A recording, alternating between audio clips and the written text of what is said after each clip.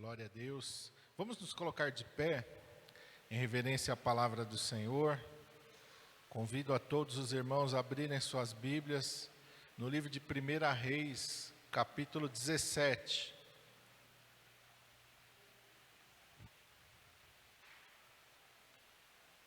Reis, capítulo 17, eu quero ler com os irmãos a partir do versículo 12 até o 16.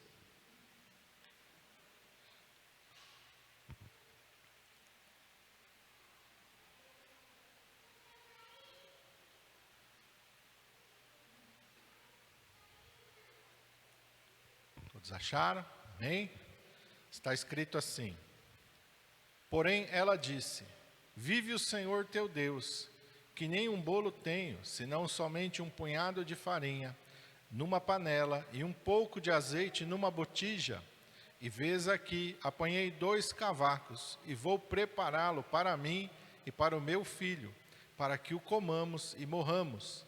E Elias lhe disse: Não temas, vai e faze conforme a tua palavra. Porém, faze disso primeiro para mim um bolo pequeno e traze-mo fora. Depois farás para ti e para teu filho. Porque assim diz o Senhor, Deus de Israel: a farinha da panela não se acabará, e o azeite da botija não faltará, até ao dia em que o Senhor dê chuva sobre a terra. E foi ela e fez conforme a palavra de Elias, e assim comeu ela e ele e a sua casa muitos dias. Da panela a farinha não se acabou, e da botija o azeite não faltou, conforme a palavra do Senhor que falara pelo ministério de Elias. Vamos orar. Pai, em nome de Jesus, nós estamos aqui, Senhor, para ouvir a tua palavra, Senhor. Neste momento, Senhor amado, nós queremos, ó Pai, silenciar todas as vozes do nosso coração, da nossa mente. Queremos silenciar as vozes exteriores e queremos ouvir somente a voz do Teu Espírito Santo. Queremos ouvir somente a voz da Tua palavra, Senhor. Que o Teu Espírito Santo tenha toda a liberdade de fazer tudo aquilo, Senhor, que o Senhor quer fazer. O Senhor tem preparado algo, Senhor, para cada vida nesta manhã, Senhor. O Senhor não é um Deus de improviso. O Senhor não é um Deus que é pego de surpresa, mas o Senhor é um Deus que planeja com precisão. Que, Senhor, prepara com exatidão todas as coisas. E eu sei que o Senhor tem preparado algo para cada um de nós nesta manhã, recebermos através da Tua palavra. Então, Senhor, faça conforme a Tua vontade, o Teu querer. Nós oramos e nós te pedimos, em nome do Senhor Jesus Cristo. Amém. Glória a Deus, os irmãos podem se assentar. Eu estava orando, eu estava meditando nesta manhã e pedindo ao Senhor uma palavra. E o Senhor me levou a esse texto para falar sobre o princípio da honra. Amém? Nós precisamos entender o princípio da honra. Nós precisamos entender que Deus trabalha através de princípios. Deus estabelece princípios através da sua palavra. E estes princípios, eles devem ser seguidos, observados. Eles devem ser feitos. Amém? Deus não faz nada por acaso. Deus não faz nada por improviso. E Deus não anula os seus princípios. Deus não invalida os seus princípios. Se eu quero receber algo de Deus, eu preciso entender qual é o princípio de Deus sobre aquela área. E eu passo a fazer aquele princípio e Deus vai me abençoar. Não é sorte. Às vezes a gente pensa, né? Quem sabe Deus é da vontade de Deus me abençoar. A gente sempre pensa nisso.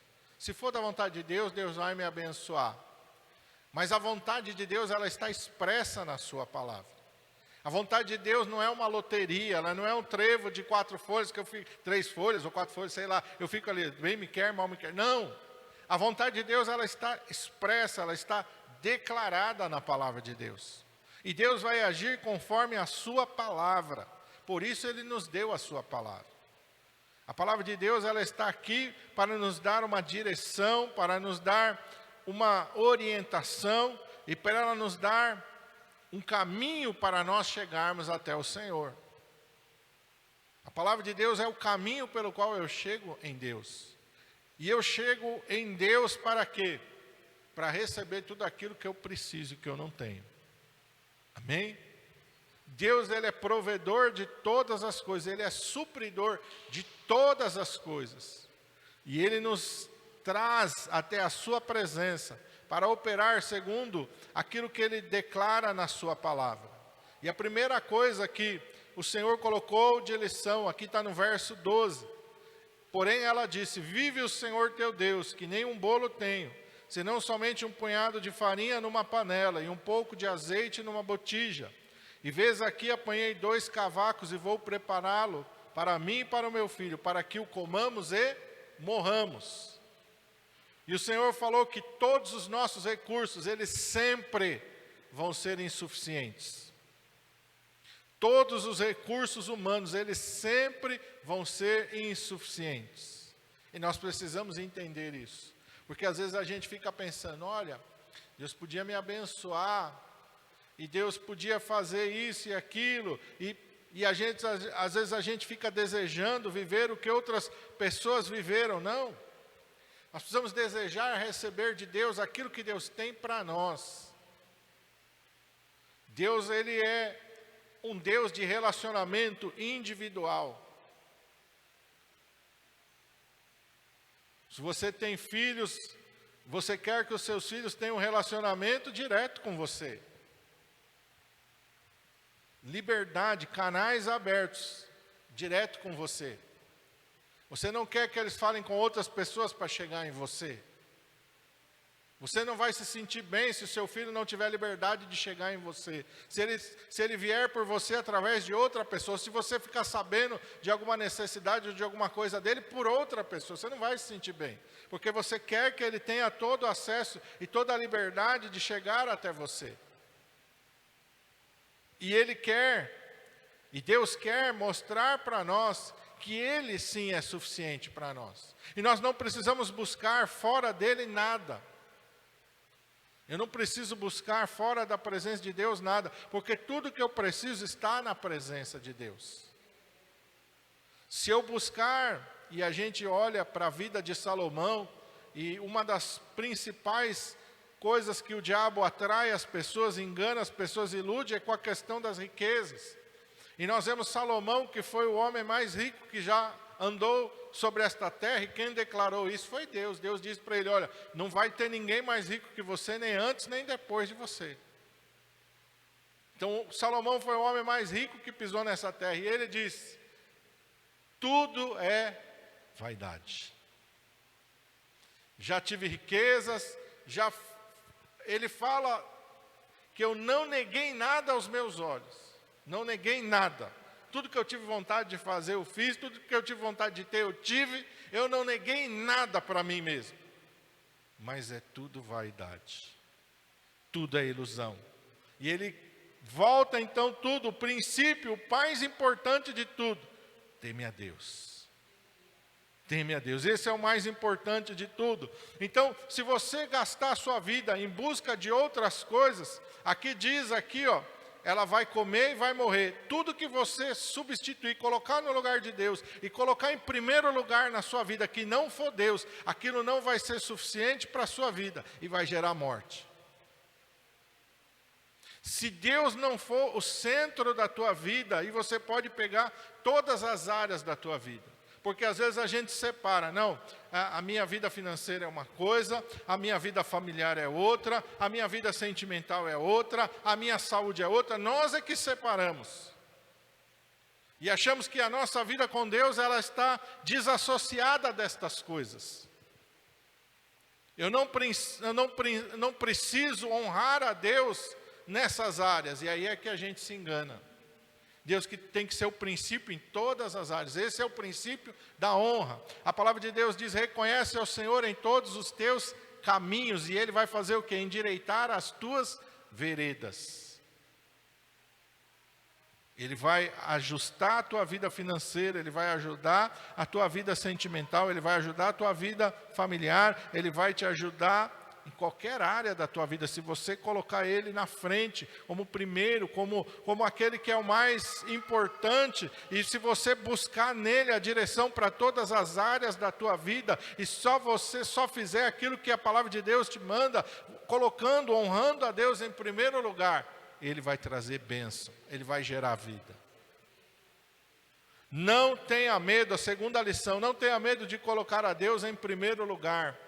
Verso 13, Elias diz para ela, não temas, vai e faz conforme a tua palavra, porém, faze disso primeiro para mim, um bolo pequeno e traze-mo fora, depois farás para ti e para o teu filho. Aqui está o princípio da honra. Olha, o que eu tenho é pouco, o que eu tenho é insuficiente, os meus recursos são poucos. Olha, Senhor, eu olho para mim e não vejo nada em mim. Amém, é verdade mesmo. Mas coloca Deus em primeiro lugar. E você vai ver a diferença. É isso que Elias está falando. Olha, o teu pouco de farinha, o teu pouco de azeite, vai dar só para uma refeição. Sim, eu entendo, é verdade mesmo. Mas primeiro, honra a Deus. Primeiro, coloca Deus em primeiro lugar. Primeiro você vai fazer um pequeno bolo para mim. E depois você vai fazer para você e para o seu filho. Não temas, primeiro, não tenha medo. Deus sempre vai dizer para nós, não tenha medo, pode confiar. Não tenha medo, porque Deus ele vai trabalhar conosco através da fé. Sem fé é impossível agradar a Deus. Então eu não posso ter medo no meu relacionamento com Deus. Ah, mas será que eu só tenho um pouco, se eu der primeiro para Ele? Será isso invalida o trabalhar de Deus na nossa vida? Porque Deus age pela fé. Não tenha medo de confiar em Deus. Não tenha medo de fazer aquilo que Deus falou para você fazer. Faz aquilo que Deus falou para você fazer. Olha, eu já tenho pouco, ainda Deus está pedindo uma parte do que eu tenho. Será que Deus é mau? Será que Deus é inconsequente? Será que Deus não tem compaixão? Que Deus quer nos mostrar, através de toda a sua palavra, e aqui Ele está mostrando, que tudo aquilo, irmãos, que eu faço para Deus, é uma semente. Entenda isso. A minha obediência, ela é uma semente. E aí eu pergunto para você, se você pegar uma semente de laranja e plantar, e nascer uma árvore vai crescer, quantas laranjas você vai comer daquela semente?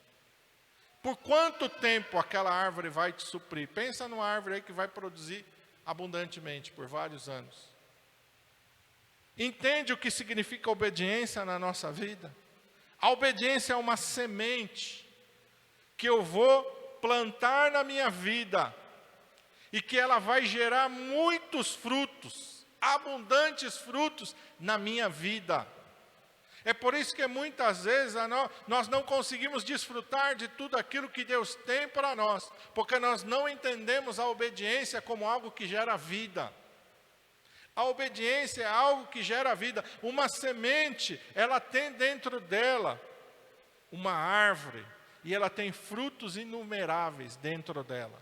A gente olha para ela, a gente pode não dar nada por ela, não é verdade? Você come a laranja, lá você pega a semente e joga fora. E come a maçã, pega a semente e joga fora. A gente que é de cidade, joga tudo fora. Mas se você pegar um cantinho lá no teu quintal e jogar uma semente, e nascer uma semente, aquela semente vai abençoar a tua vida. Uma semente abençoa a tua vida por um longo período. É assim que funciona a obediência. É assim que funciona o princípio da honra. Quando eu decido fazer mas é só isso aqui que Deus falou, mas eu vou fazer. Porque às vezes a gente olha e a gente despreza as pequenas coisas. A gente despreza as coisas pequenas. A gente não dá valor. Mas isso aqui, Deus não liga não, deixa para lá. Liga sim, importa sim. Deus fala ser fiel aonde? No pouco. Sobre o muito te colocarei. O nosso problema é que a gente muitas vezes está esperando chegar no muito para depois ser fiel. Não, nós não vamos chegar no muito com a bênção de Deus se a gente não for fiel no pouco. se a gente não honrar a Deus nos princípios, nas sementes do dia a dia, nas pequenas coisas. São o quê? E aí entra de novo Salomão, com a sua sabedoria que Deus lhe deu para escrever. São as pequenas raposinhas que fazem dano às vinhas. Essas pequenas coisas que no nosso dia a dia, a gente sabe que Deus quer que faça de uma maneira, mas a gente não faz. A gente não faz. A gente faz do nosso jeito. E depois a gente quer ser abençoado. Não, irmão. A gente não vai ser abençoado fazendo as coisas para Deus de qualquer maneira. Aí entra o princípio da honra.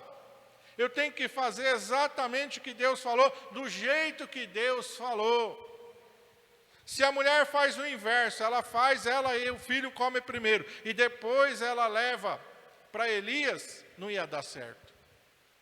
Deus não ia receber, Deus não ia fazer milagre na vida dela. Se ela pensasse, mas espera aí, Deus está vendo a minha necessidade, como é que Ele tem coragem de pedir? Não vou fazer isso não. Não ia viver milagre. O nosso problema é que as nossas batalhas nós perdemos aqui, na mente. É na mente que nós perdemos as nossas batalhas.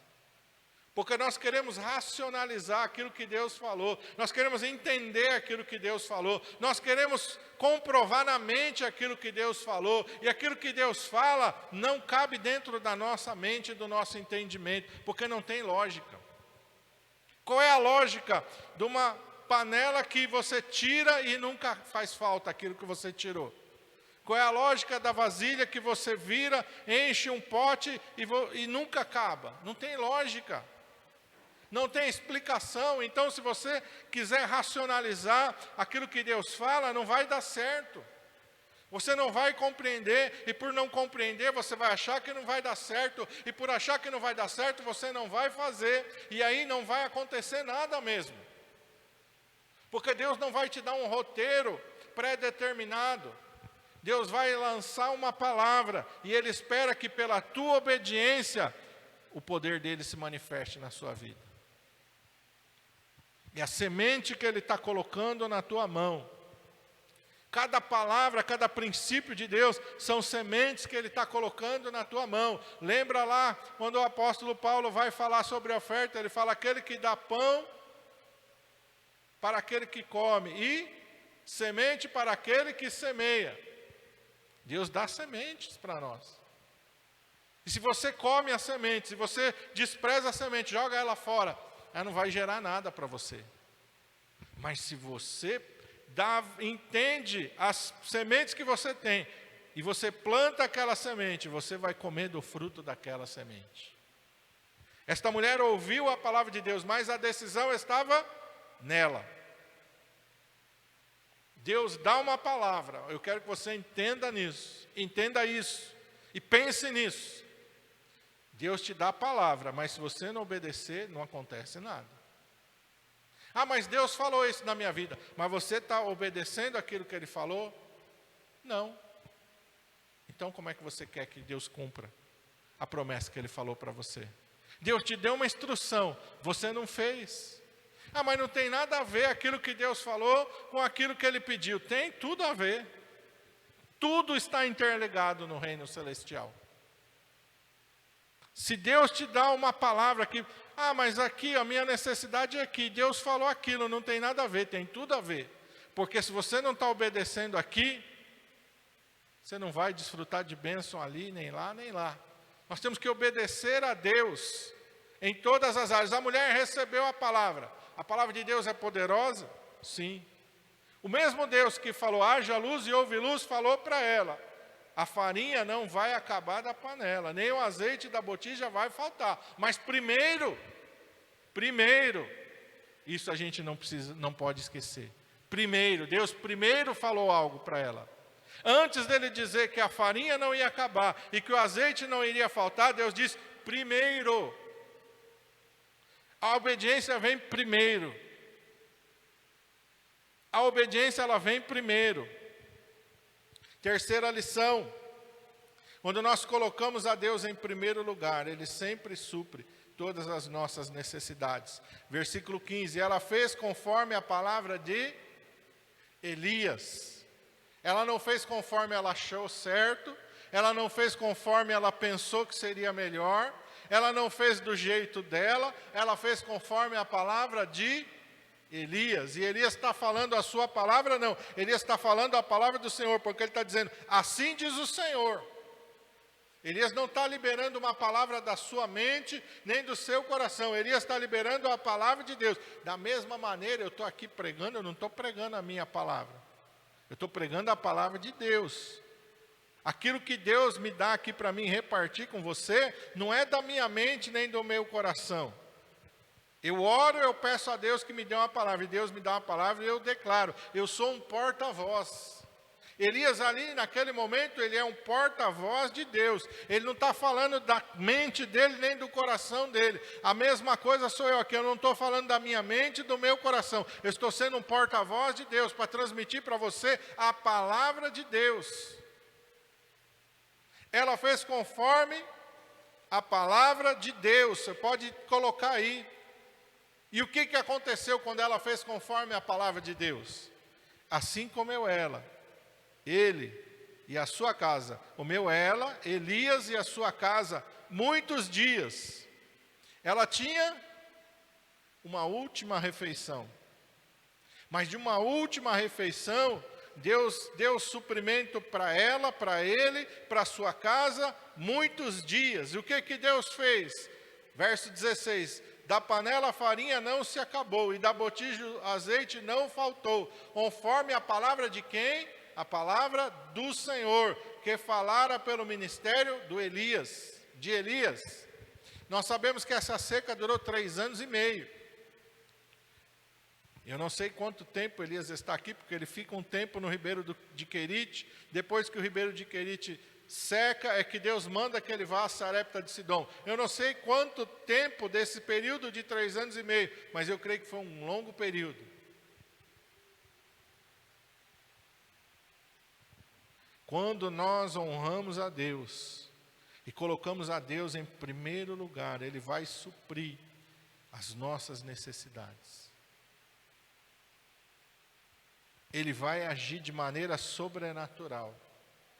Deus não está limitado. Mas tinha uma seca. A seca não atrapalha o agir de Deus. Eu quero que você entenda isso. Mas nós estamos vivendo uma crise. E a crise não atrapalha o agir de Deus. Mas tem esse problema aqui que o médico falou não vai impedir o agir de Deus. O que as pessoas falam, o que esse mundo diz, as circunstâncias que estão à nossa volta não impedem o agir de Deus. Uma tempestade não impede o agir de Deus, o mar revolto não impede o agir de Deus, o exército do faraó não impede o agir de Deus, um deserto não impede o agir de Deus. Deus é maior do que todas essas coisas. Deus é maior do que todas essas necessidades. Nada impede o agir de Deus. O nosso problema é que muitas vezes nós não entendemos Deus em toda a sua grandeza. Nós precisamos entender num Deus que age sobre todas as coisas. Não haverá impossíveis para Deus em todas as suas promessas, diz a palavra do Senhor. Não tem nada difícil para Ele. Se Ele falou, vai acontecer. Se Ele prometeu, Ele vai cumprir. Não tenha nenhuma dúvida, não tenha nenhum medo sobre isso. Você tem que crer na palavra de Deus. Sem fé é impossível agradar a Deus. Fé não é sentimento, fé é uma convicção e uma ação sobre a palavra de Deus. Lembra do que o apóstolo Tiago escreveu: a fé sem obras, ela é o quê? Morta. Não adianta você dizer, não, eu creio que Deus vai agir na minha vida. Eu creio que Deus vai fazer um milagre na minha vida. O que você fez sobre a palavra de Deus, de obediência, que vai gerar vida? Porque fé sem obras é morta. Não, eu creio, mas não obedeço. Uma fé morta. Eu creio, mas não obedeço. Não gera nada. Fé sem obras, ela é morta em si mesma. Ela não tem poder de gerar nada. Eu vejo tantas pessoas exaltando o poder da fé, como se a fé por si só, ela pudesse fazer alguma coisa. A fé por si só, ela não faz nada. A fé, ela é uma ação em cima da palavra de Deus. A fé é uma obediência a uma voz de Deus. Isso é fé. Como é que Abraão foi chamado o pai da fé? Porque ele ouviu a voz de Deus: sai da tua terra, sai da tua parentela e vai para a terra que eu te mostrarei. E a Bíblia diz que assim Abraão saiu, sem saber para onde ia. Abraão ouviu a palavra de Deus e obedeceu a palavra de Deus. Isso é fé. Isso é fé. Se Abraão tivesse ouvido a palavra de Deus e não tivesse dado nenhum passo, não haveria fé nenhuma nele. A fé vem do momento em que ele ouve a palavra de Deus e ele obedece. Isso é fé. Isso é fé. Não é aquilo, não, agora vai dar certo, mas eu não me movi. Não, agora Deus falou e vai acontecer, mas eu não fiz nada. Enquanto eu não fizer nada, enquanto eu não me mover, enquanto eu não obedecer, a fé ainda não gerou fruto na minha vida. A fé vai gerar fruto no momento em que Deus falou, amém, eu vou. Mas para onde eu vou? Não sei, mas Deus mandou sair. O que você está vendo? Eu não estou vendo nada ainda, mas Deus mandou eu seguir em frente, porque eu vou chegar no lugar. Isso é fé. É a prova daquilo que eu não vejo, a certeza daquilo que eu espero.